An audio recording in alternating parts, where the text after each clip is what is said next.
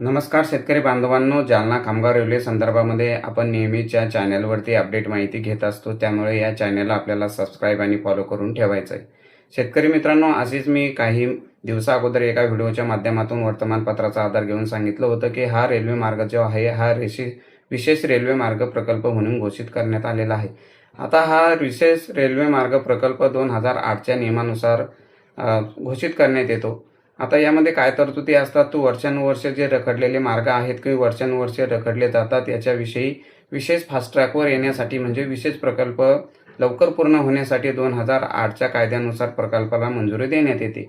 आता 2008चा कायदा आणि 2013चा कायदा हा व्हिडिओ टाकल्यानंतर बऱ्याचशा शेतकऱ्यांनी कमेंट्स केल्या आहेत की हा जो कायदा आहे तर जमिनीचा मोबदल्या संदर्भामध्ये आहे.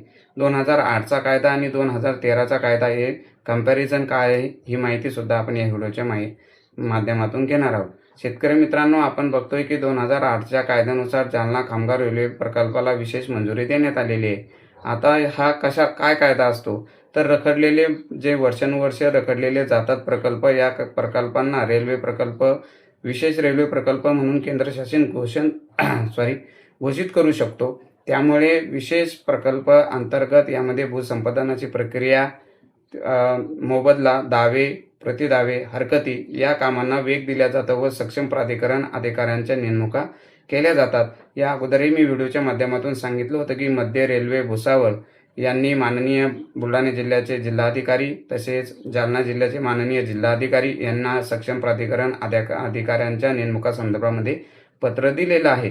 आता 2008चा कायदा जर बघितलं तर यामध्ये रखडलेली जी वर्षानुवर्षे काम आहेत रेल्वे प्रकल्पाची, यामध्ये विशेष ट्रॅकवर येण्यासाठी हा कायदा आहे. तर हा 2013चा कायदा का आहे, तर यामध्ये विशेष न्याय भरपाई, पुनर्वसन, शेतकऱ्यांच्या हक्कावरती विशेष लक्ष केंद्रित केले असून यामध्ये बऱ्याच शेतकऱ्यांचं असं म्हणणं आहे की 2013च्या कायद्याअंतर्गत विशेष नुकसान भरपाई जास्त दिल्या जाते. या संदर्भामध्ये मी स्पेशल आपल्यासाठी एक व्हिडिओसुद्धा घेऊन येणार आहे की 2008 आणि 2013च्या मोबदल्यामध्ये किती डिफरन्स असतो. परंतु शेतकरी मित्रांनो, याचा अर्थ असा नाही की 2008च्या कायद्यानुसार आपले जमिनी भूसंपादन केल्या जातील. आपल्याला त्या संदर्भात नोटीससुद्धा देण्यात येतात, हरकती मागवल्या जातात, आपल्याला योग्य मोबदलासुद्धा यामार्फत दिला जातो. त्यामुळे गोंधळून न जाता 2008 आणि 2013चा जो कंपॅरिझन कायदा आहे या संदर्भामध्ये मी स्पेशल व्हिडिओ घेऊन येणार की किती म्हणजे 2008च्या रकमेमध्ये आणि 2013च्या रकमेमध्ये किती फरक पडतो. परंतु सध्या सोशल मीडियाच्या माध्यमातून बऱ्याचशा अफवा या मार्गाविषयी आपल्यापर्यंत पोहोचल्या असतील. त्यामुळे शेतकरी मित्रांनो, सोशल मीडियावरती अधिकृत माहिती असल्याशिवाय आपण कोणतंही पाऊल उचलू नये किंवा शासकीय JR आल्याच्या नंतरच आपण यावरती कारवाई करावी. तोपर्यंत कोणतीही माहिती इतरत्र आपण अशी पसरू नये.